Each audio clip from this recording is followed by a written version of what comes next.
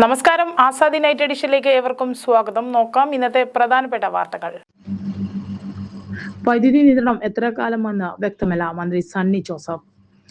Indira cut കേരളത്തിൽ വേണ്ട, DYFI പ്രക്ഷോഭത്തിലേക്ക്. ഇത് അർജന്റീന ഇംഗ്ലണ്ടിനെ തകർത്ത് ഫൈനലിൽ. ഓരോ ജീവനും വിലപ്പെട്ടത്. സോനം വാങ്ചുക്കിന്റെ ആരോഗ്യനില ദിവസവും പരിശോധിക്കണം. കേന്ദ്രത്തോട് ഡൽഹി ഹൈക്കോടതി. ജില്ലാ ആശുപത്രിയിലേക്ക് പുതിയ പൈപ്പ് ലൈൻ ഉടൻ. കൂടാളി അപകടം. വിദഗ്ധ സംഘം പരിശോധന നടത്തി. എയർപോർട്ട് ലിങ്ക് റോഡ് ഭൂവുടമകളുടെ അക്കൗണ്ടിൽ പണം ലഭിച്ചു തുടങ്ങി. വിശദമായ വാർത്തകളിലേക്ക് കടക്കാം.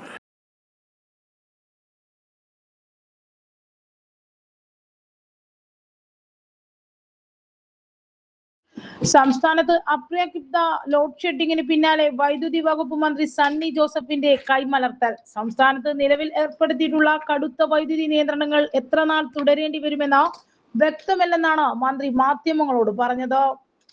കെടുകാര്യസ്ഥത മറച്ചുവെക്കാൻ മുൻകാല സർക്കാരുടെ മേൽ കുറ്റം ചാരുന്ന ദയനീയ കാഴ്ചയ്ക്കാണ് സംസ്ഥാനം സാക്ഷ്യം വഹിക്കുന്നത്. കേന്ദ്ര പൂളിൽ നിന്ന് ലഭിക്കേണ്ട വൈദ്യുതിയിൽ വലിയ കുറവുണ്ടായതാണ് ഇപ്പോഴത്തെ പ്രതിസന്ധിക്ക് കാരണമെന്നാണ് മന്ത്രിയുടെ പ്രധാന ന്യായീകരണം. ഇതോടൊപ്പം മുൻപ് കൈമാറ്റം വ്യവസ്ഥയിൽ വാങ്ങിയ വൈദ്യുതി തിരിച്ചു നൽകേണ്ട ബാധ്യത കൂടി നിലവിലുണ്ടെന്നും മന്ത്രി പറഞ്ഞു. എന്നാൽ കൃത്യമായ ആസൂത്രണമോ ദീർഘവീക്ഷണമോ ഇല്ലാതെ വൈദ്യുതി കരാറുകാരിൽ ഏർപ്പെട്ടതാണ് സംസ്ഥാനത്തെ ഈ പരുവത്തിലാക്കിയതെന്നാണ് പുതിയ ന്യായീകരണം. കൃത്യമായ വേനൽക്കാല മാനേജ്മെന്റ് നടത്തുന്നതിൽ പരാജയപ്പെട്ട KSEBയും സർക്കാരുമാണ് ജനങ്ങളെ ഈ കടുത്ത ഊർജ പ്രതിസന്ധിയിലേക്ക് തള്ളിവിട്ടത്. ഭരണപരാജയത്തെ മുൻ ഇടത് സർക്കാരിന്റെ കാലത്തെ പ്രതിസന്ധികളുമായി താരതമ്യം ചെയ്ത് ന്യായീകരിക്കാനാണ് മന്ത്രി സണ്ണി ജോസഫ് ശ്രമിച്ചത്. മുൻപും സമാന രീതിയിൽ വൈദ്യുതി നിയന്ത്രണങ്ങൾ ഉണ്ടായിട്ടുണ്ടെന്നും മന്ത്രി പറഞ്ഞു. പ്രതിസന്ധികൾ മുൻകൂട്ടി കണ്ട് വൈദ്യുതി വാങ്ങുന്നതിനോ ആഭ്യന്തര ഉൽപാദനം വർദ്ധിപ്പിക്കുന്നതിനോ സർക്കാർ ഒരു നടപടിയും ഇതുവരെ സ്വീകരിച്ചിട്ടില്ല. UDF സർക്കാർ അധികാരമേറ്റതിനു പിന്നാലെ ജൂൺ 16-നാണ് അപ്രഖ്യാപിത ലോഡ് ഷെഡിംഗ് നടപ്പാക്കിയത്. തുടർന്ന് ജൂൺ 30 വരെ ഔദ്യോഗികമായി പ്രഖ്യാപിച്ചു. മികച്ച ആസൂത്രണത്തിലൂടെ LDF സർക്കാർ 10 വർഷം ലോഡ് ഷെഡിംഗ് അകറ്റി നിർത്തിയിരുന്നു. കഴിഞ്ഞ ദിവസത്തെ വൈദ്യുതി ഉപയോഗം 80.4 ദശലക്ഷം യൂണിറ്റ് ആണ്. ആഭ്യന്തര ഉൽപാദനം 17.18 ദശലക്ഷം യൂണിറ്റും. അധിക നിരക്കിൽ ഡീപ് പോർട്ടലിൽ നിന്നും വൈദ്യുതി വാങ്ങാനുള്ള ഹ്രസ്വകാല കരാറിന് റെഗുലേറ്ററി കമ്മീഷൻ അനുമതി നൽകിയിട്ടുണ്ടെങ്കിലും ആവശ്യത്തിന് ലഭ്യതയില്ല. എൽനിനോ പ്രതിഭാസം കാരണം മഴ കുറഞ്ഞതും താപനില ഉയർന്നതും വൈദ്യുതി ഉപഭോഗം വർദ്ധിപ്പിക്കുകയും ചെയ്തു. ഭാവിയിൽ പ്രതിസന്ധി മറികടക്കാൻ ബാറ്ററി സ്റ്റോറേജ് സംവിധാനങ്ങൾ വർദ്ധിപ്പിക്കുമെന്ന വാഗ്ദാനവും മന്ത്രി മുന്നോട്ട് വെച്ചിട്ടുണ്ട്. കെടുകാര്യസ്ഥത മൂലം വ്യവസായ മേഖലയും വിദ്യാർത്ഥികളും സാധാരണക്കാരും ഒരുപോലെ ദുരിതത്തിലായ സാഹചര്യത്തിലും ഉത്തരവാദിത്തങ്ങളിൽ നിന്നും ഒളിച്ചോടാനാണ് സർക്കാർ ശ്രമിക്കുന്നത്. ഇന്ദിര കട്ട് കേരളത്തിൽ വേണ്ട, ഡിവൈഎഫ്ഐ പ്രക്ഷോഭത്തിലേക്ക്. നീണ്ട 10 വർഷത്തെ ഇടവേളയ്ക്ക് ശേഷം കേരളത്തിൽ പവർ കട്ട് ഏർപ്പെടുത്തിയ UDF സർക്കാരിന്റെ ജനദ്രോഹ നടപടിക്കെതിരെ യുവജന പ്രതിഷേധം സംഘടിപ്പിക്കുമെന്ന് ഡിവൈഎഫ്ഐ. വെള്ളിയാഴ്ച ജില്ലാ ബ്ലോക്ക് കേന്ദ്രങ്ങളിൽ KSEB ഓഫീസിലേക്ക് പ്രതിഷേധ സമരം സംഘടിപ്പിക്കും. ജൂലൈ 18-ന് മേഖലാ കേന്ദ്രങ്ങളിൽ പ്രതിഷേധം സംഘടിപ്പിക്കുമെന്നും സംസ്ഥാന സെക്രട്ടേറിയറ്റ് വാർത്താക്കുറിപ്പിലൂടെ അറിയിച്ചു. ലോകകപ്പ് ഫുട്ബോൾ മത്സരം നടക്കുന്ന സമയത്ത് പോലും പവർ കട്ട് നടപ്പിലാക്കുന്നത് ജനങ്ങളോടുള്ള വെല്ലുവിളിയാണ്. RSS പ്രതിനിധികളെയും സ്വന്തം ബന്ധുക്കളെയും അനുചരന്മാരെയും ഇല്ലാത്ത തസ്തിക പോലും ഉണ്ടാക്കി നിയമനം നടത്താൻ കാണിക്കുന്ന താല്പര്യം സംസ്ഥാനത്തിന്റെ വൈദ്യുതി പ്രതിസന്ധി പരിഹരിക്കാൻ UDF മന്ത്രിസഭ കാണിക്കുന്നില്ല. ഇരുണ്ട കാലത്തിലേക്ക് കേരളത്തെ നയിക്കുന്ന സർക്കാർ പിടിപ്പുകേടിനെതിരെ ശക്തമായ പ്രക്ഷോഭം സംഘടിപ്പിക്കുമെന്നും ഡിവൈഎഫ്ഐ പ്രസ്താവനയിൽ പറഞ്ഞു. UDF സർക്കാർ അധികാരമേറ്റ ശേഷം ആസൂത്രണത്തിൽ വൻ പാളിച്ച ഉണ്ടായതോടെയാണ് 10 വർഷത്തിന് ശേഷം വ്യാപകമായ ലോഡ് ഷെഡിംഗ് വേണ്ടി വന്നത്. പ്രതീക്ഷിച്ച മഴ ലഭിക്കാതെ താപനില ഉയർന്നതോടെ ഉപഭോഗം കുതിച്ചു. വായ്പ വാങ്ങിയ വൈദ്യുതി മടക്കി കൊടുക്കേണ്ട സമയവുമായിരുന്നു. പവർ എക്സ്ചേഞ്ചുകളിൽ വൈദ്യുതി ലഭ്യതയും ഇല്ലാതായി. ഈ സാഹചര്യം മുൻകൂട്ടി കണ്ടുകൊണ്ട് മുന്നൊരുക്കം നടത്തുന്നതിൽ പരാജയപ്പെട്ടതോടെയാണ് സംസ്ഥാനത്തെ സർക്കാർ ഇരുട്ടിലേക്ക് തള്ളിവിട്ടത്.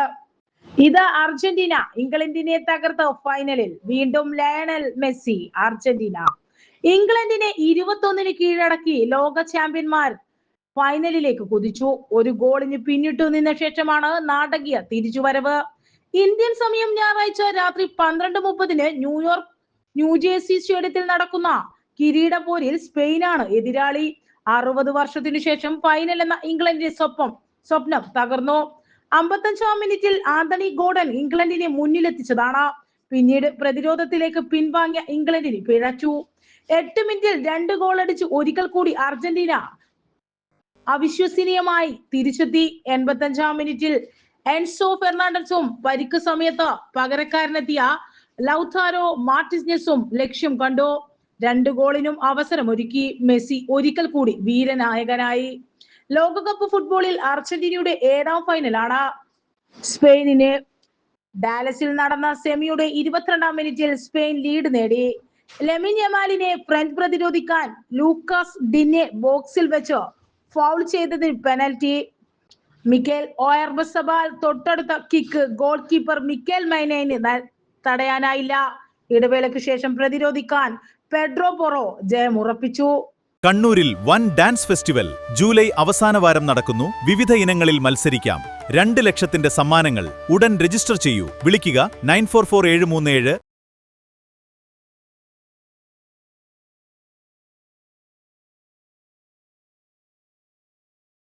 ഓരോ ജീവനും വിലപ്പെട്ടതോ? സോനം വാങ്ചുകി ആരോഗ്യനില ദിവസവും പരിശോധിക്കണം. കേന്ദ്രത്തോട് ഡൽഹി ഹൈക്കോടതി. ജന്തർ-മന്ദറിൽ അനിശ്ചിതകാല നിരാഹാരം കിടക്കുന്ന സാമൂഹ്യ പരിസ്ഥിതി പ്രവർത്തകൻ സോന ചാങ്ങുവിന്റെ ആരോഗ്യത്തിൽ ആശങ്കയറിയിച്ച് ഡൽഹി ഹൈക്കോടതി. വാങ്ചുകിന് ആവശ്യമായ വൈദ്യസഹായം നൽകണമെന്ന് കോടതി കേന്ദ്രത്തിന് നിർദ്ദേശം നൽകി. വാങ്ചുകിന്റെ ആരോഗ്യസ്ഥിതി ദിവസേന പരിശോധിക്കണമെന്നും അതിനായി സർക്കാർ ഡോക്ടറിനെ നിയോഗിക്കണമെന്നും കോടതി ആവശ്യപ്പെട്ടു. നീറ്റ് പരീക്ഷാ ക്രമക്കേടുമായി ബന്ധപ്പെട്ട് കേന്ദ്ര വിദ്യാഭ്യാസ മന്ത്രി ധർമ്മേന്ദ്ര പ്രധാൻ രാജിവെക്കണമെന്ന് ആവശ്യപ്പെട്ട് നടത്തുന്ന സോനം ചാങ്ചുകിന്റെ നിരാഹാര സമരം 19 ദിവസം പിന്നിടുകയാണ്. Chief justice Devendra Kumar Upadhyay, justice Tejas Kariya എന്നിവരടങ്ങിയ ഡിവിഷൻ ബെഞ്ചിന്റേതാണ് ഉത്തരവ്. ഓരോ പൗരന്റെ ജീവനും വിലപ്പെട്ടതാണ്. ഏതെങ്കിലും സാഹചര്യത്തിൽ ആരോഗ്യനില ഗുരുതരമായാൽ ആവശ്യമായ നടപടികൾ കേന്ദ്രം സ്വീകരിക്കണമെന്ന് കോടതി വ്യക്തമാക്കി. എപ്പോൾ വേണമെങ്കിലും ആവശ്യമായ വൈദ്യസഹായവുമായി സർക്കാർ ഇടപെടാൻ തയ്യാറാണെന്ന് കേന്ദ്രത്തിന് വേണ്ടി ഹാജരായ അഭിഭാഷകൻ കോടതി അറിയിച്ചു. ഈ ഉറപ്പിന്മേലാണ് കോടതി ദിവസേനയുള്ള മെഡിക്കൽ പരിശോധനയ്ക്ക് ഉത്തരവിട്ടത്. സോനം വാങ്ചുകിന്റെ ആരോഗ്യനില മോശമായി തുടരുകയാണ്. ശരീരഭാരം 9 കിലോയിലധികം കുറഞ്ഞതായാണ് റിപ്പോർട്ടുകൾ വ്യക്തമാക്കുന്നത്. സംരംഭകർക്കും വിദ്യാർത്ഥികൾക്കും ഡിജിറ്റൽ മാർക്കറ്റിംഗ് ക്ലാസ് ശനിയാഴ്ച. സംരംഭകർ, സ്വയം തൊഴിൽ ചെയ്യുന്നവർ, കുടുംബശ്രീ തുടങ്ങിയ മേഖലയിൽ പ്രവർത്തിക്കുന്നവർക്ക് തങ്ങളുടെ ഉൽപ്പന്നങ്ങൾ ഓൺലൈൻ വഴി വിപണനം വർദ്ധിപ്പിക്കാൻ വിദ്യാർത്ഥികൾക്ക് പ്രൊജക്ട് തയ്യാറാക്കൽ തുടങ്ങിയ മേഖലയിൽ ഏകദിന പരിശീലനം നൽകുന്നു. ജെമിനി, ചാറ്റ് GPT തുടങ്ങിയ ഓൺലൈൻ പ്ലാറ്റ്ഫോമുകളെ പരിചയപ്പെടുത്തൽ, ആമസോൺ പോലുള്ളതിൽ രജിസ്ട്രേഷൻ, സർക്കാർ സംവിധാനം ജെം രജിസ്ട്രേഷൻ തുടങ്ങിയ കാര്യങ്ങളിലാണ് പരിശീലനം. ഫേസ്ബുക്ക് വഴി മാർക്കറ്റിംഗ് വിതരണത്തിന് പുറമെ പണവും സമ്പാദിക്കാം. കണ്ണൂർ APJ അബ്ദുൽ കലാം ലൈബ്രറിയും ഹാപ്പിനെസ് ഫൗണ്ടേഷനും ചേർന്നാണ് പരിശീലനം നൽകുന്നത്. ശനിയാഴ്ച രാവിലെ 10 മുതൽ നടക്കുന്ന പരിശീലനത്തിന് പേര് രജിസ്റ്റർ ചെയ്യാൻ ബന്ധപ്പെടേണ്ട ഫോൺ നമ്പർ 9447372316. ജില്ലാ ആശുപത്രിയിലേക്ക് പുതിയ പൈപ്പ് ലൈൻ ഉടൻ. ജില്ലാ ആശുപത്രി സൂപ്പർ സ്പെഷ്യാലിറ്റി സമുച്ചയത്തിലേക്ക് കുടിവെള്ളം എത്തിക്കാനുള്ള പുതിയ പൈപ്പ് ലൈൻ പ്രവൃത്തി ഉടൻ. നേരത്തെ പരിഗണിച്ചിട്ടുണ്ടായിരുന്ന സംഗീത ടാക്കീസ് പരിസരത്തെ ടാങ്കിന് പകരം താണയിലെ ടാങ്കിൽ നിന്നും നഗരത്തിൽ കുടിവെള്ളം എത്തിക്കുന്ന പ്രധാന പൈപ്പിൽ നിന്നാണ് ഇവിടേക്ക് വെള്ളം വഴി തിരിച്ചുവിടുക. 1.83 കോടി 1.25 കോടിയുടേതാണ് പുതിയ എസ്റ്റിമേറ്റ് തുക. പ്രഭാവ് ജംഗ്ഷൻ പരിസരത്തെ KSEB ഓഫീസ് പരിസരത്തിൽ നിന്നാണ് പുതിയ പൈപ്പ് ലൈൻ. നഗരത്തിലെ മറ്റിടങ്ങളിലേക്കുള്ള ജലലഭ്യതയെ ബാധിക്കാത്ത വിധമാണ് ആശുപത്രികളിലേക്കുള്ള ജലവിതരണം. ജല ഉപഭോഗം നിരീക്ഷിക്കുന്നതിനും വെള്ളത്തിന്റെ ഒഴുക്ക് ക്രമീകരിക്കുന്നതിനും ഉള്ള സംവിധാനങ്ങളായാണ് പുതിയ പൈപ്പ് ലൈൻ. സംഗീത തിയേറ്റർ പരിസരത്തെ ടാങ്കിൽ നിന്നും വെള്ളം എത്തിക്കുന്നതിന് തയ്യാറാക്കിയ പദ്ധതിക്ക് കോർപ്പറേഷൻ അനുമതി നൽകിയിരുന്നില്ല. ഇതേ തുടർന്ന് സൂപ്പർ സ്പെഷ്യാലിറ്റി ബ്ലോക്കിന് അഗ്നിരക്ഷാ സേനയുടെ NOC ഉൾപ്പെടെ മുടങ്ങി. പ്രതിസന്ധി പരിഹരിക്കാൻ കളക്ടർ വിളിച്ച യോഗത്തിലാണ് പുതിയ പൈപ്പ് ലൈൻ സ്ഥാപിക്കാൻ എസ്റ്റിമേറ്റ് തയ്യാറാക്കൽ ജല അതോറിറ്റി ചുമതലപ്പെടുത്തിയത്. 2200 മീറ്റർ ദൈർഘ്യമുള്ള പൈപ്പ് ലൈൻ സ്ഥാപിക്കാൻ 1 വർഷം മുൻപ് തന്നെ 2.5 കോടി രൂപ ജില്ലാ പഞ്ചായത്ത് ജല അതോറിറ്റിക്ക് കൈമാറിയിരുന്നു. പുതിയ നിർദ്ദേശപ്രകാരമുള്ള പൈപ്പ് ലൈൻ 1 കിലോമീറ്ററിൽ കുറയായതിനാലാണ് പുതുക്കിയ എസ്റ്റിമേറ്റിൽ തുക പറഞ്ഞത്. സൂപ്പർ സ്പെഷ്യാലിറ്റി ബ്ലോക്കിലേക്കുള്ള പൈപ്പ് ലൈനിന് കോർപ്പറേഷൻ അനുമതി നൽകാത്തതിനാൽ ഉടലെടുത്ത പ്രതിസന്ധിക്കാണ് ഇതോടെ പരിഹാരമാവുക.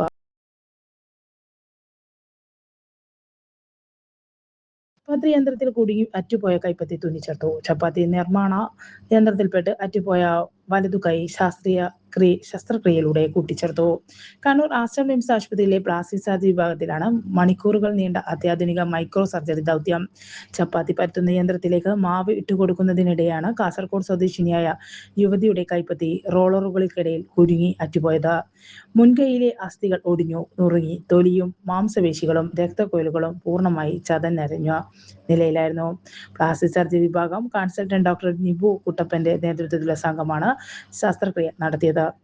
തകർന്ന അസ്ഥികൾ പ്രത്യേക ലോഹ കമ്പികൾ ഉപയോഗിച്ച് കൃത്യമായ ഘടനയിൽ പുനഃസ്ഥാപിക്കുന്നതിനിരുന്ന ആദ്യഘട്ടം പിന്നീട് ചതഞ്ഞ രക്തക്കൊഴലുകൾക്കും നാഡികൾക്കും മറ്റ് ശരീരഭാഗങ്ങളിൽ നിന്നും ആരോഗ്യമുള്ള രക്തക്കൊഴലുകളും മാംസപേശികളും എടുത്തു ചേർത്താണ് കൈകളിലേക്കുള്ള രക്തസഞ്ചാരം പുനഃസ്ഥാപിച്ചത്. യുവതി നിലവിൽ ഫിസിയോതെറാപ്പി ചികിത്സയിലാണ്. Doctor Arjun Unnikrishnan, doctor Nibun, ortho വിഭാഗം ഡോക്ടർമാരായ doctor Sandeep, doctor Anupam, anaesthesia വിഭാഗം ഡോക്ടർമാരായ ഡോക്ടർ അനൂപ് ജോയി, ഡോക്ടർ കീർത്തി എന്നിവർ ശസ്ത്രക്രിയയിൽ പങ്കാളിയായി. കൂടാളി അപകടം വിദഗ്ധ സംഘം പരിശോധന നടത്തി. കുമ്പത്ത് കാർ മരത്തിലിടിച്ച് 5 പേർ മരിക്കാനിടയായ അപകട സ്ഥലം വിദഗ്ധ സംഘം പരിശോധിച്ചു. ഗതാഗത പ്രശ്നങ്ങൾക്ക് ശാസ്ത്രീയ പരിഹാരം കണ്ടെത്താൻ പഠനം നടത്തുന്ന സ്ഥാപനമായ നാറ്റ്പാക് ട്രാൻസ്പോർട്ടേഷൻ പ്ലാനിംഗ് ആൻഡ് വിദഗ്ധരും പോലീസ് മോട്ടോർ വാഹന വകുപ്പ് പൊതുമരാമത്ത് വകുപ്പ് ഉദ്യോഗസ്ഥരുമാണ് സ്ഥലം സന്ദർശിച്ചത്. 10 രാത്രി 11:30 ബാംഗ്ലൂരിൽ നിന്നും അഴീക്കോട്ടേക്ക് വരികയായിരുന്ന കാർ മരത്തിലിടിച്ച് 5 യുവാക്കൾ മരിച്ചത്. വിവാഹത്തിൽ പങ്കെടുക്കാൻ വരികയായിരുന്ന സുഹൃത്തുക്കൾക്കാണ് അപകടത്തിൽ പ്പെട്ടത്. അമിതവേഗമാണ് അപകടത്തിനിടയാക്കിയതെന്നാണ് പോലീസിന്റെ നിഗമനം. റോഡ് സുരക്ഷ ഉൾപ്പെടെയുള്ളവയെക്കുറിച്ച് പഠനം നടത്തുന്നതിനാണ് സംഘം എത്തിയത്. നാറ്റ്പാക് ഉദ്യോഗസ്ഥരായ P Shijith, doctor Gautham Samrag, SI മാരായ Rahul Raghnath, K Rammohanan, traffic police SI KB Abdul Nazar, PWD assistant executive engineer C Sajith Kumar, enforcement RTO MVIM Manoj Kumar, AMV IMമാരായ KV പ്രശാന്ത് കുമാർ, KV അഖിൽ എന്നിവരുടെ നേതൃത്വത്തിലാണ് പരിശോധന നടത്തിയത്. വിദ്യാഭ്യാസ സഹകരണത്തിന് NIT ഊരാളുങ്കൽ ലേബർ സൊസൈറ്റി ധാരണാപത്രം. ഗവേഷണം, നവീകരണം, നൈപുണ്യ വികസനം, സാങ്കേതിക വിദ്യ കൈമാറ്റം എന്നിവയിൽ വ്യവസായ അക്കാദമിക് സഹകരണം ശക്തമാക്കുക എന്ന ലക്ഷ്യത്തോടെ NITയും ഊരാളുങ്കൽ ലേബർ കോൺട്രാക്ട് കോഓപ്പറേറ്റീവ് സൊസൈറ്റിയും ധാരണാപത്രം വിദ്യാർത്ഥികൾക്കും ഗവേഷകർക്കും പ്രായോഗിക തൊഴിൽ പരിചയം ഉറപ്പാക്കുന്നതിനൊപ്പം അക്കാദമിക് മികവ് വർദ്ധിപ്പിക്കുന്നതിനുള്ള ദീർഘകാല സഹകരണത്തിന് NIT Uralungal labour contract cooperative society അതിന്റെ സാങ്കേതിക വിഭവമായ ULTSഉം അഡ്വാൻസ്ഡ് ടെസ്റ്റിംഗ് ലബോറട്ടറിയായ മെറ്റാർ ലാബും 3 ധാരണാപത്രങ്ങളിൽ ഒപ്പുവെച്ചത്. NITയിൽ കാലിക്കറ്റിൽ നടന്ന ചടങ്ങിൽ director professor Prasad Krishna, in charge registrar Sunil Jacob John, CIR chairperson doctor KP Murali, vice chairperson doctor RT Rakesh എന്നിവർ NITയെ പ്രതിനിധീകരിച്ചു പങ്കെടുത്തു. ഊരാളുങ്കൽ സൊസൈറ്റിയെ പ്രതിനിധീകരിച്ചു managing director S Shaju, chief operating officer Arun Babu, chief general manager Rohan Babar എന്നിവരും ULTSന് chief executive officer Harinkar, matter ലാബിനു വേണ്ടി general manager Prize Soman, deputy general manager Anil Pottakkad, senior compliance engineer SB Sreelakshmi എന്നിവരും പങ്കെടുത്തു. ഇതോടെ ഇന്നത്തെ ആസാദി വാർത്തകൾ ഇവിടെ സമാപിക്കുകയാണ്. അടുത്ത വാർത്താ ബുള്ളറ്റിൻ നാളെ രാത്രി.